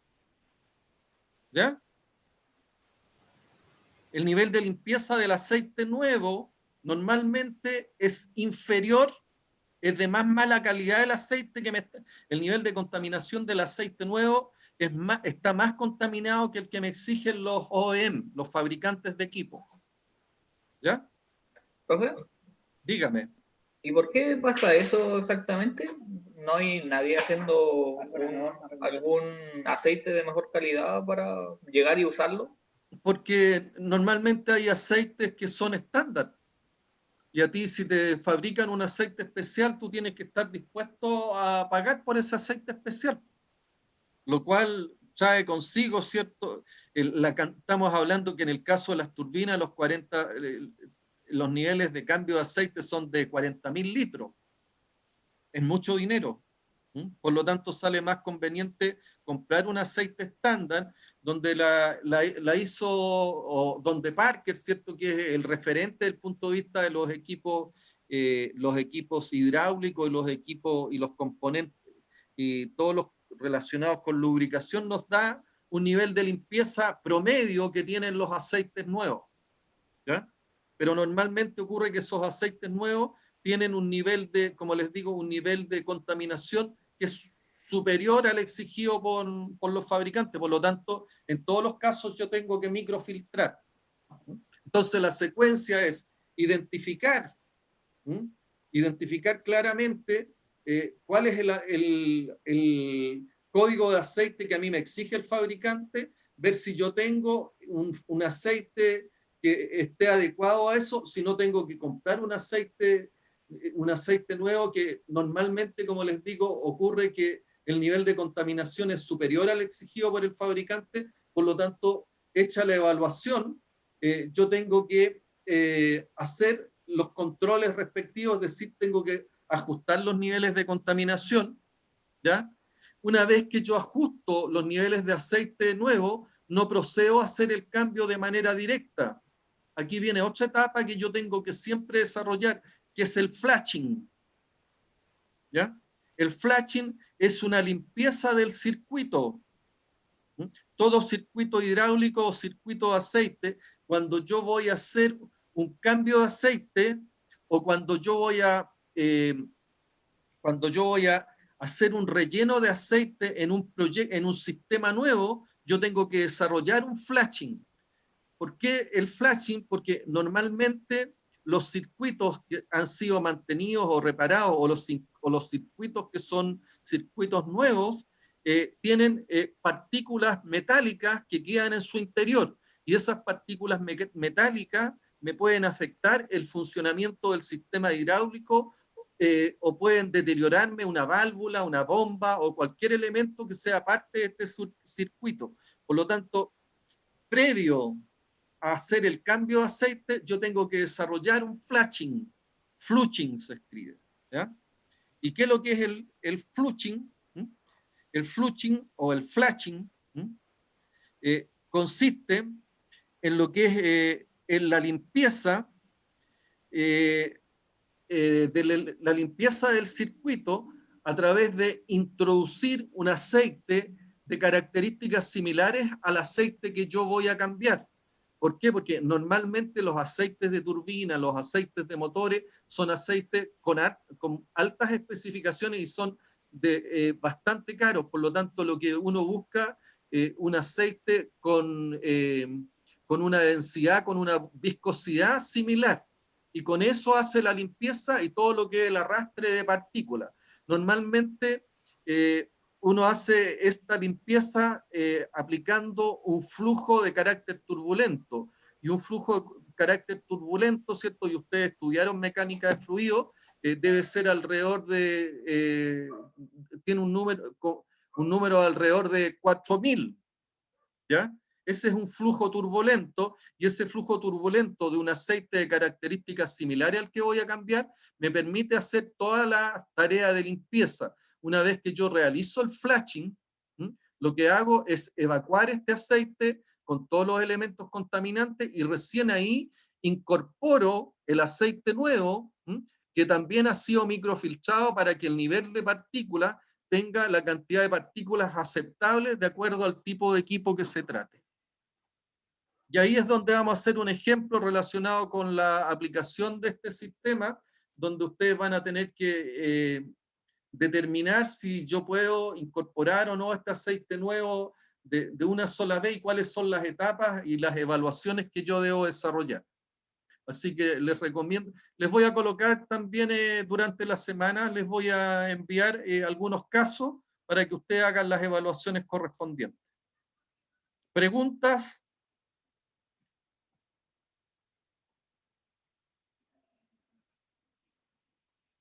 ¿Consultas?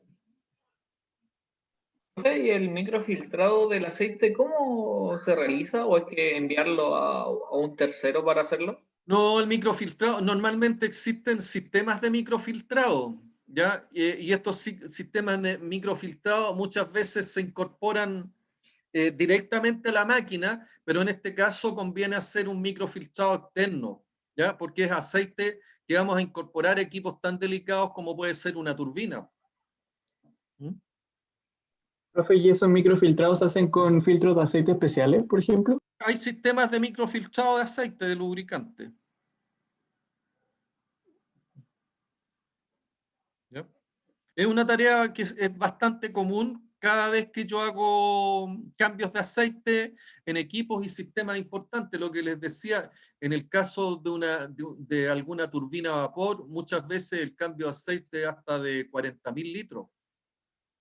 ¿Ya? Por lo tanto, hay costos y hay riesgos importantes que uno debe controlar a través de colocar lubricantes que tengan el nivel de limpieza que exige el fabricante, hacer los flashing correspondientes y cómo corresponde. Inclusive en muchos equipos una de las tareas más importantes es determinar el número de Reynolds a aplicar para el circuito que se trate.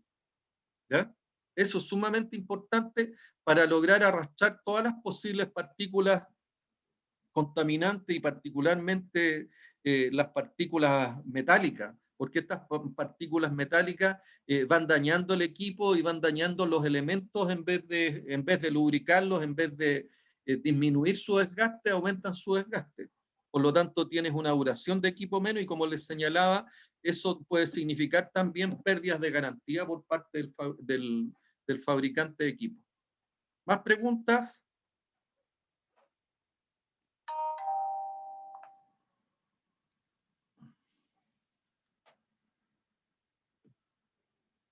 Algunas, bueno, dentro de las técnicas básicas ahí aparecen monitor de limpieza portátil, ¿ya? Y llegamos al final, me pasé en 10 minutos, les pido las disculpas correspondientes. Consultas. Profe, una consulta con respecto a otro tema. ¿Va a realizar en algún momento alguna retroalimentación sobre la tarea?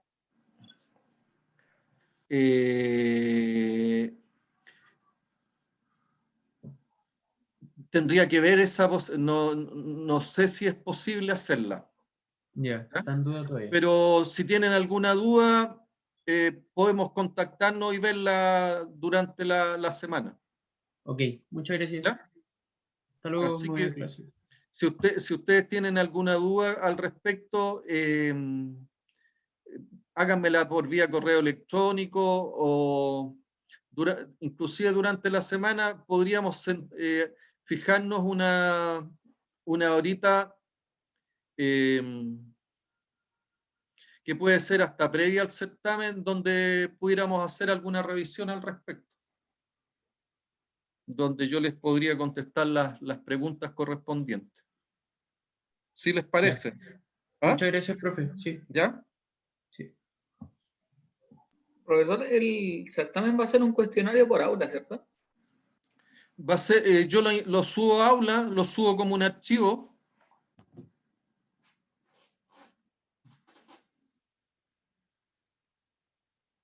Subo un archivo con la pregunta y el certamen se los entrego en forma digital como un archivo Word o PDF.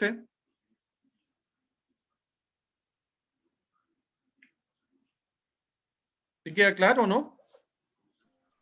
Sí, y se puede responder a través de Word también. Sí, no hay problema. Inclusive yo prefiero Word porque me facilita la corrección digital a mí. Ah, bien, qué bien, gracias.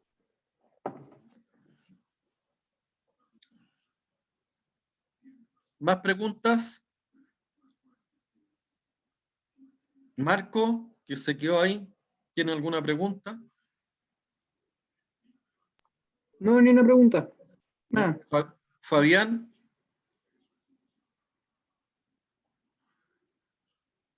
Diego. Yo por lo menos no. Eduardo Pérez. No, profe. Luciano Bernal.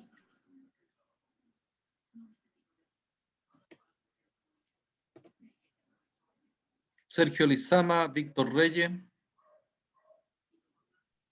Yo tengo una pregunta cortita, profe. Dígame nomás.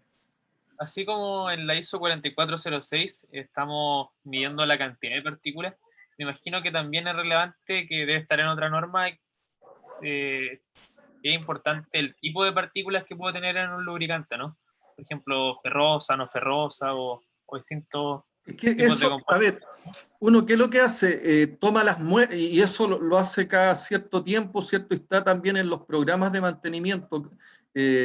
Toma muestras que pueden ser semanales o diarias de los aceites, de los componentes más críticos, y esa tú la mandas al laboratorio. ¿Mm? Y en los laboratorios tú haces precisamente esta determinación de la cantidad de partículas que hay en 1 mililitro de aceite y te determina inclusive en qué momento tú debes hacer el cambio. El análisis de laboratorio tú lo puedes hacer por espectrometría o por ferrografía. Espectrometría de emisión o espectrometría de absorción, que se aplica dependiendo del tipo de contaminación que haya en el aceite, es el tipo de técnica, ya sea de espectrometría de absorción, que puede medir algún tipo de contaminante, o espectrometría de absorción, que tiene otras características y otras bondades. ¿Ya? Y por otro lado tengo la ferrografía, y la ferrografía fundamentalmente se basa en medir tamaños de partículas que se pueden producir, están asociados a partículas que pueden desprenderse, por ejemplo, en un motor, pudieran desprenderse partículas de un tamaño determinado que está asociado fundamentalmente a lo que es el cigüeñal, donde pudiera, dependiendo, digamos, de la abertura que uno tiene en el cigüeñal, nos puede demostrar, ¿cierto? Esa apertura del cigüeñal nos da el nivel de partículas que uno pudiera deducir que se trata además, si es una partícula de acero, uno pudiera deducir que está habiendo un desgaste que me está indicando una falla potencial de cigüeñal. Igual que los ejes de leva también tienen, el sistema de levas también tiene ciertas características dimensionales, lo que también me caracteriza el tipo de partículas asociado a un desgaste de las levas. ¿Ya?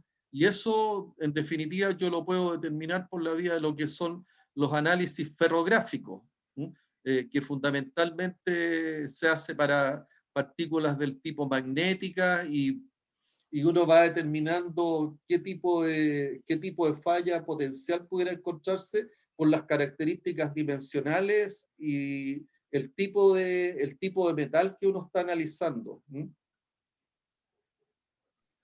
Gracias, profe. ¿Ya? ¿Más preguntas?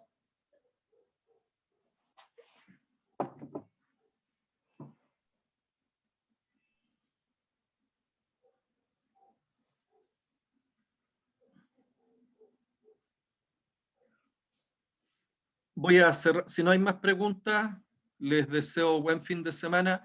Si tienen dudas, no hagan las consultas respectivas.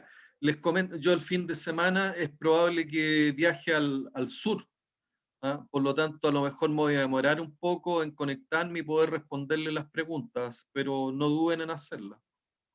Ya estoy de regreso el día martes, ¿sí? Por lo tanto, pero estoy, y vía WhatsApp también no tengo problema en responderle.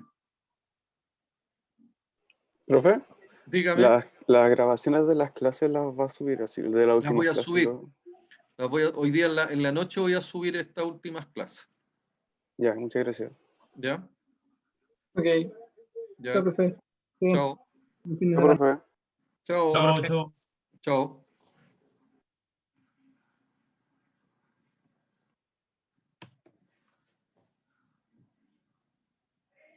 ¿Ya?